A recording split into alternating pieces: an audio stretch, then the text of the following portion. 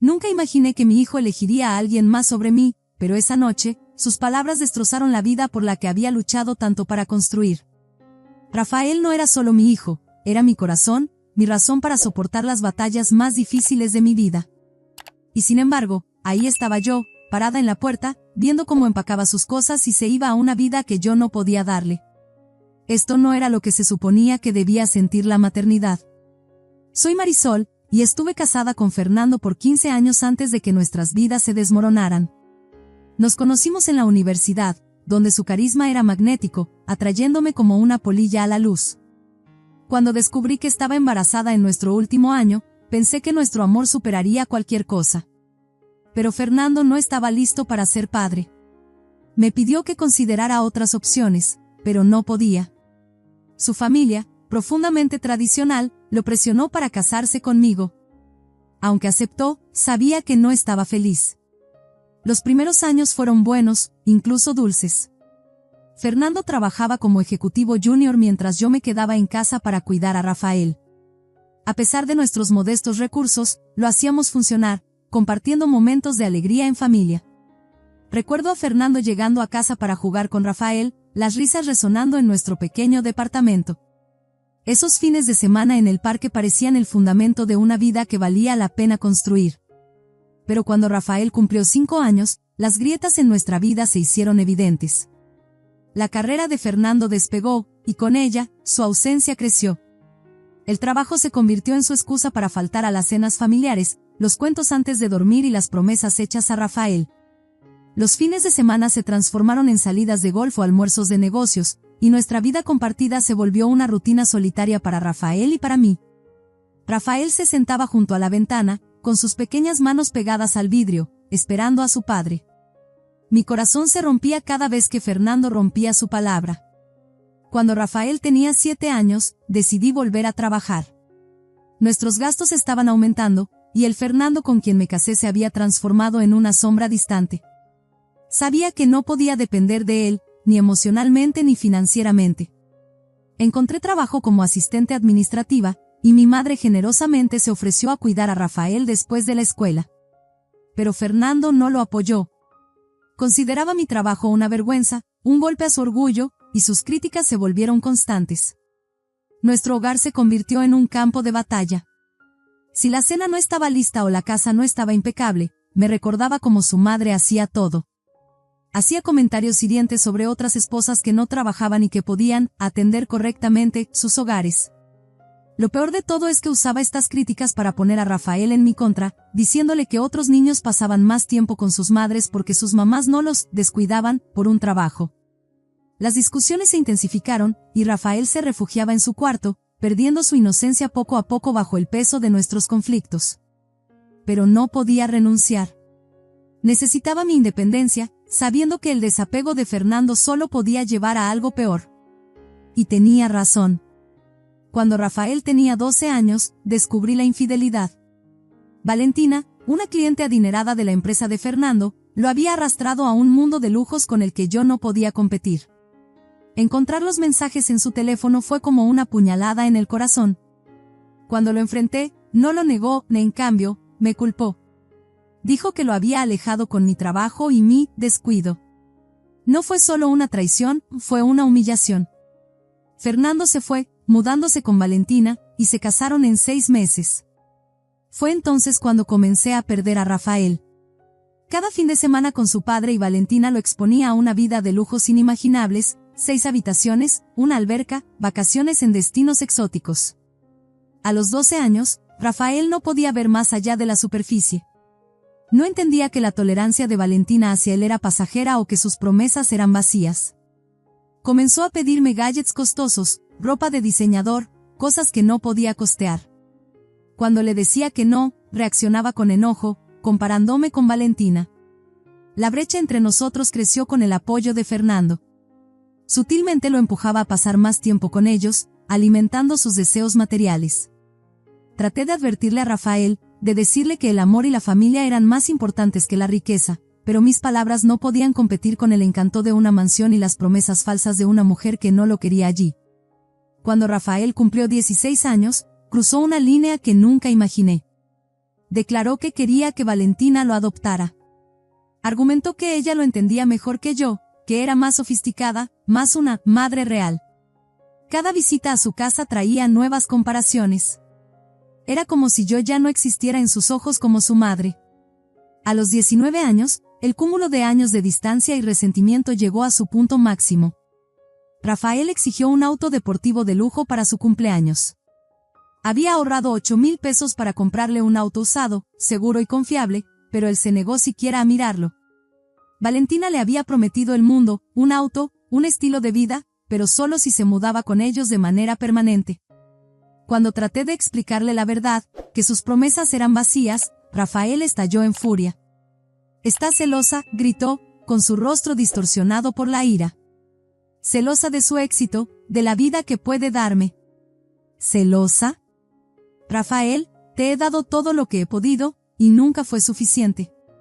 Ella no te ama como yo». Pero mis palabras no significaron nada. Empacó sus maletas, con el rostro lleno de determinación, y se fue. Me quedé en la puerta, impotente y con el corazón roto, viendo cómo mi hijo se alejaba de mí hacia una vida que inevitablemente lo traicionaría. «Es tu hijo. Volverá cuando te necesite». Pero mientras las semanas se convertían en meses, comencé a preguntarme si mi madre estaba equivocada. Habían pasado 3 semanas desde que Rafael salió de mi casa, impulsado por la ira y las ilusiones de grandeza. Traté de prepararme para este momento, pero nada podía protegerme del dolor de perder a mi hijo. Cada día se sentía como una nueva batalla, no solo contra mi soledad, sino contra las preguntas que no podía silenciar. ¿Había fallado como madre?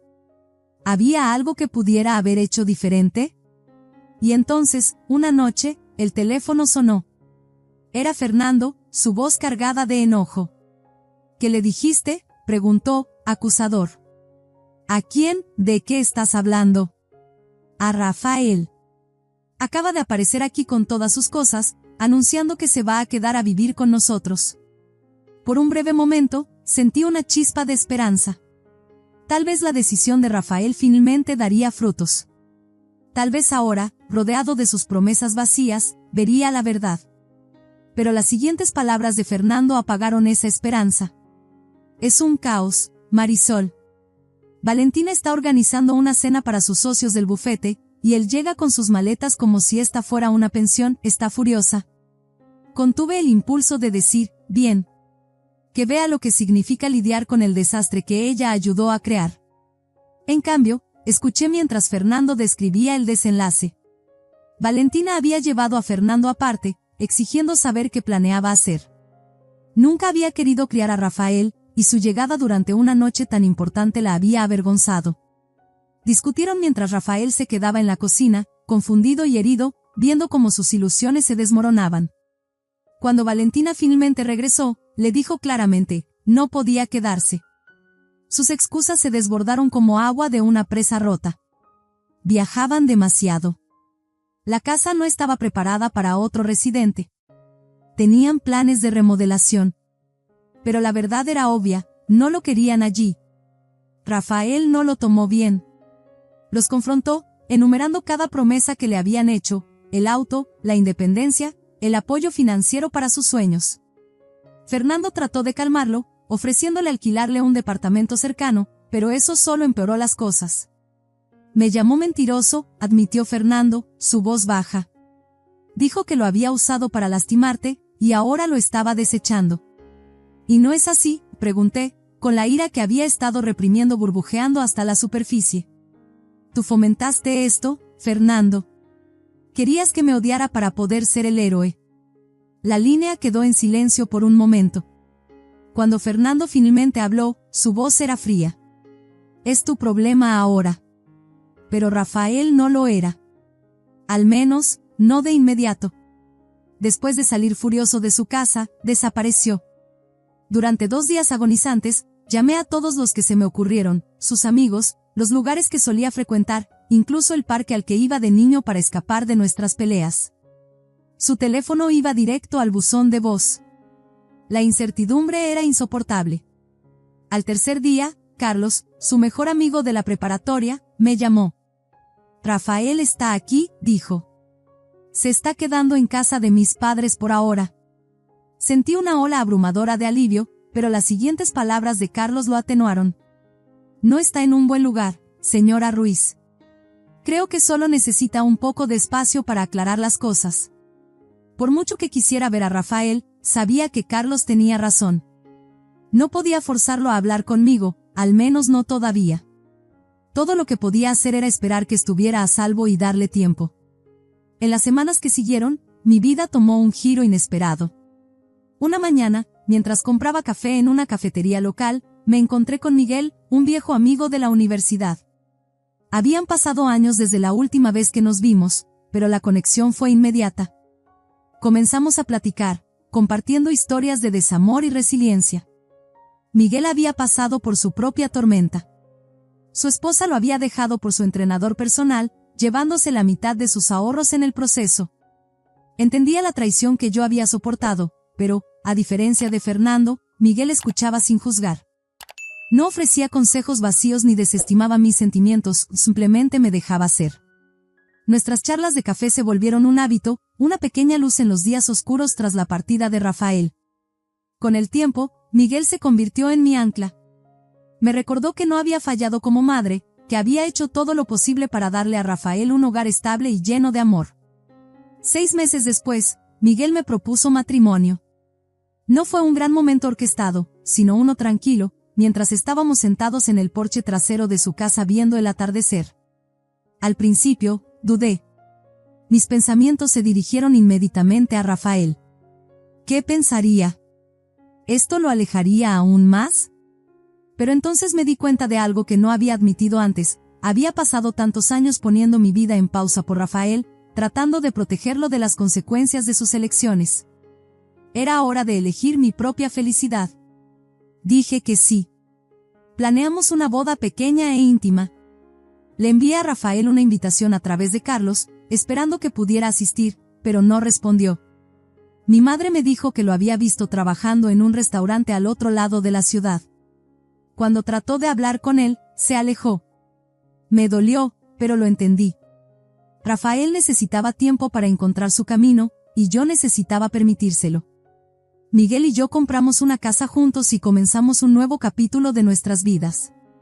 Él dirigía una exitosa empresa de construcción e insistió en que dejara mi trabajo administrativo para ayudarlo a gestionar el negocio. Por primera vez en años, me sentí verdaderamente valorada y respetada. Pero algunas noches, me quedaba despierta, preguntándome si había hecho lo suficiente por Rafael. ¿Podría haber luchado más? ¿Podría haber evitado que caminara por este camino? Miguel, siempre mi fuente de calma, me recordaba: hiciste lo mejor que pudiste, Marisol. Volverá cuando esté listo. Quería creerle. Pensé que había venido a reconstruir nuestro vínculo, pero rápidamente me di cuenta de que tenía una agenda. Habían pasado 2 años desde que Rafael salió furioso de mi vida, pero el dolor de ese día nunca desapareció por completo. Entonces, una tarde, mi asistente entró a mi oficina con una expresión cautelosa. «Alguien está aquí para verte», dijo. Cuando levanté la vista, ahí estaba él, Rafael, de pie en la puerta. Parecía mayor, su apariencia pulida había sido reemplazada por una más cansada y desgastada. Su ropa estaba gastada, su postura insegura.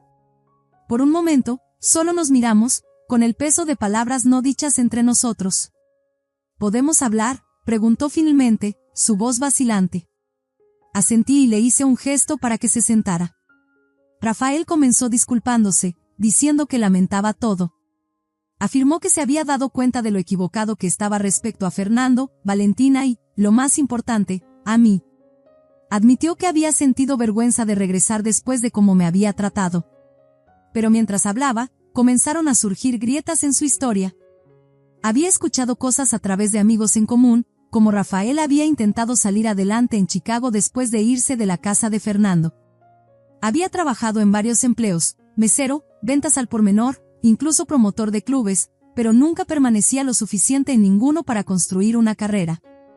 Durante esos 2 años, no me había contactado ni una sola vez, ni siquiera para reconocer las tarjetas de cumpleaños o los mensajes festivos que le había enviado. Eventualmente, el verdadero motivo de Rafael salió a la luz. Había oído hablar del creciente negocio de Miguel y de nuestra nueva casa. Pensé que tal vez podrías ayudarme, dijo, con un tono que cambiaba a medida que detallaba su última idea de negocio, completa con números y proyecciones, y pidió capital inicial. Lo escuché, con el corazón hundiéndose con cada palabra. Esto no era una reunión. Esto no era mi hijo regresando para reparar los pedazos rotos de nuestra relación. Esto era desesperación disfrazada de reconciliación. ¿Cuál es tu plan para devolver el préstamo?, le pregunté, manteniendo mi voz firme. Rafael se ofendió. ¿Préstamo? Mamá, eres mi madre. Deberías querer ayudarme a tener éxito. Así no funciona esto, Rafael, dije suavemente pero con firmeza. Si quieres ayuda, tiene que venir con responsabilidad. Su rostro se oscureció. Eres igual que ellos, escupió. Como Fernando y Valentina. Me has reemplazado con Miguel y su dinero. Las palabras dolieron, pero me negué a dejar que me manipulara. Esto no se trata de Miguel, respondí. Esto se trata de ti, Rafael. No puedes seguir corriendo hacia las personas solo cuando necesitas algo. Las relaciones no son transacciones. Se levantó abruptamente, tirando su silla. Pensé que habías cambiado, dijo amargamente. Supongo que estaba equivocado. Y así, volvió a salir de mi vida. En los meses siguientes, el comportamiento de Rafael se volvió más errático. Aparecía en nuestra casa sin avisar, cada vez con una nueva historia sobre por qué necesitaba dinero, la renta, una oportunidad de inversión, incluso una supuesta factura médica. Miguel estaba furioso y sugirió pedir una orden de restricción, pero no podía hacer algo tan drástico. En lugar de eso, acordé reunirme con Rafael en un lugar neutral, una cafetería cerca de mi oficina. Cuando llegó, no le permití comenzar con otro discurso. Necesitamos hablar, dije, cortándolo. No sobre dinero, sino sobre nosotros. Rafael se removió incómodo en su silla, pero permaneció en silencio. Siempre te amaré, Rafael, comencé, pero no puedo seguir haciendo esto. No puedo permitir que me trates como una red de seguridad o un cajero automático. Si quieres una relación conmigo, tiene que basarse en respeto y honestidad. Le expliqué que debía asumir la responsabilidad de su vida. Encontrar un trabajo estable, asegurar su propio lugar para vivir y decidir qué quería, no de mí, sino para sí mismo. Trató de argumentar, pero no me dejé convencer. Esto no se trata de elegir a Miguel por encima de ti, le dije. Esto se trata de mí y de mi necesidad de proteger mi paz. He pasado años cargando la culpa de tus decisiones. Ya no puedo hacerlo. Rafael se fue de esa reunión enojado, acusándome de abandonarlo nuevamente. Pero esta vez, sus palabras no me rompieron. Había trazado una línea, y por primera vez en mucho tiempo, me sentí en paz con ello. Pasaron meses, y solo recibí mensajes esporádicos de Rafael. La mayoría eran intentos velados de pedir dinero, a los que respondía redirigiéndolo a nuestra conversación sobre límites. Miguel se preocupaba de que estuviera siendo demasiado indulgente, pero sabía que este era mi camino para ser fiel a mí misma. Un día, recibí noticias de Carlos. Rafael había tomado un trabajo estable en un almacén. No era glamoroso, pero era un paso hacia la estabilidad. No me apresuré a felicitarlo, quería que él se apropiara de su camino sin esperar elogios o recompensas.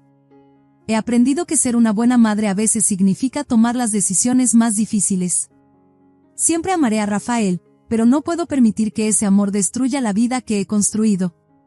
Si alguna vez quiere reconstruir nuestra relación, estaré aquí, pero no sacrificaré mi paz por alguien que no está listo para cambiar. Mientras me siento aquí esta noche, mirando la vida que Miguel y yo hemos construido juntos, siento una claridad agridulce. Amar a Rafael significa establecer límites, incluso cuando me rompe el corazón. Y en los momentos de silencio, me recuerdo a mí misma, a veces, amar significa dejar ir. ¿Habrías mantenido tu postura firme como yo? ¿O habrías intentado más para traerlo de vuelta? Comparte tus pensamientos en los comentarios, y no olvides darle like y suscribirte.